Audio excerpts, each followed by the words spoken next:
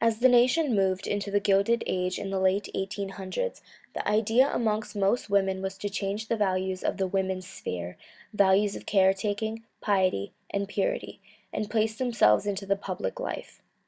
The result of the creation of a maternal commonwealth as such was a broad reform movement that transformed America. In the early 1800s, women were used to accepting their place as the caretakers of society, but as the 1800s came to an end, women demanded more rights.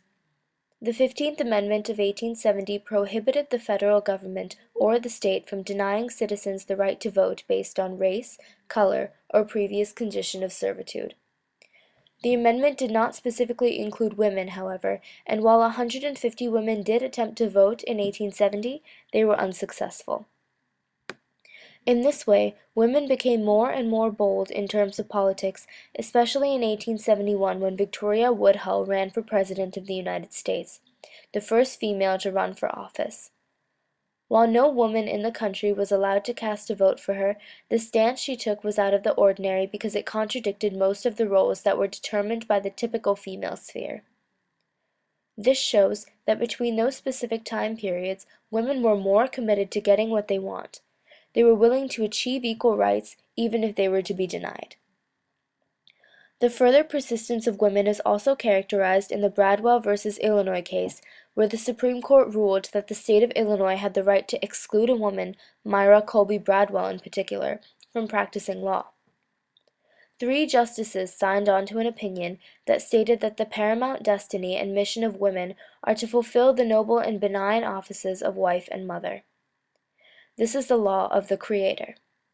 But while men were denying women the right to practice law in Illinois, a court in Wyoming swore in the first panel of female grand jurors, finding that their service would give them the best possible opportunities to aid in suppressing the dens of infamy which cursed the country. This female change in persistence and profound determination for change, while unsuccessful in states like Illinois, were successful in others like Wyoming. The new female persistence led to women being able to practice law in certain states, a new right that was not available to them before. The phrase "new woman" refers to middle and upper-class women in the last quarter of the 19th century.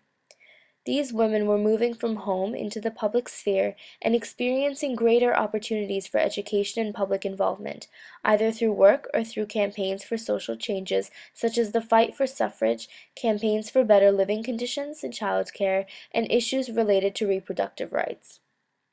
A class of working women emerged. The new woman was captured in cartoons of Charles Dana Gibson, so often that his name began to stand for the new woman. The Gibson girl talks of being involved in the new utilitarian range, leaving footprints in the sand of time. Women began changing in art, in pieces such as The Breakfast Room and February Fashions, not only in the way they dressed, but in the way they were portrayed as more than home spheres in the realm of domesticality. Now, young women were being shown with their faces buried in books and powerful women working alongside men, which displays a true change in male attitudes towards women and women's attitudes towards themselves.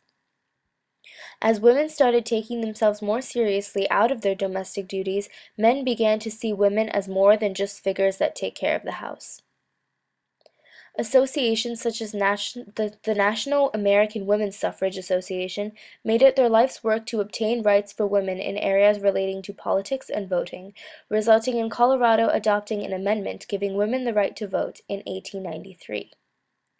By 1915, female determination for suffrage resulted in 12 states granting women the right to vote in state elections. The profound strength of women is shown through the 500,000 signature petition sent to Woodrow Wilson supporting an amendment guaranteeing women the right to vote. The strength and drive is also shown through Republican Jeannette Rankin of Montana, the first woman to serve in either branch of Congress. She was elected in 1916, at a time when women in most states were still not allowed to cast a vote in the elections, which meant that males mostly elected her. This further enhances the idea that while women were taking themselves more seriously in a work environment, men began to back down in their misogynistic views. By 1920, The 19th Amendment guaranteed women their right to vote, and Congress formed the Women's Bureau of the Department of Labor that still exists today to formulate standards and policies which shall promote the welfare of wage-earning women, improve their working conditions, increase their efficiency, and advance their opportunities for profitable employment.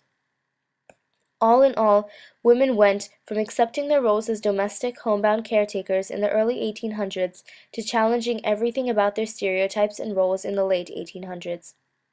Women noticed amendments like the 15th Amendment offering more rights to males while they had none on their own. It was this mindset that craved equality and therefore rebelled against the social norm. Women showed qualities of strength, determination, and political skill, which inevitably led to changes mostly in terms of labor and suffrage. Because of the female willpower for equality, they were able to change their situation and push for the 19th Amendment, which was the first step towards equal woman rights in the next year.